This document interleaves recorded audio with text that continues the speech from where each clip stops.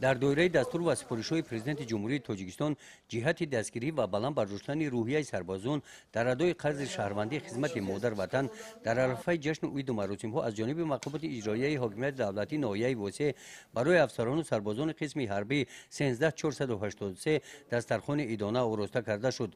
در این سفر رئیس ناحیه واسع در ملاقات با سربازان قید نمودند که امروزها در صف‌های این قسم حربی قواهای مسلح جمهوری تاجیکستان جوانان با ننگ و ناموس از همه شهر و ناحیه‌های کشور عزیزمان صادقانه خدمت نموده ایستادند.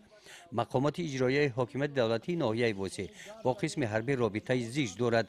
طریق برگزاری چهاربینی‌های معرفتی با جلب مادران تیز تیز به دیداربینی سربازان آمده با شرایط‌های خدمتی سربازان آشنا می‌شوند.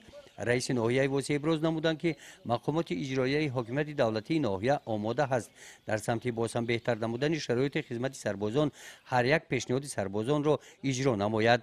در این واخوری از نام قسم حربی نسبت دستگیری‌های همیشگی مقامات اجرایی حاکمیت دولتی ناحیه واسع سربازان بر رئیس ناحیه واسع اظهار سپاس و مینتداری بیان کردند. ادامه صحبت با سربازان سر دسترخوان هنگام خوراک شام صورت گرفت.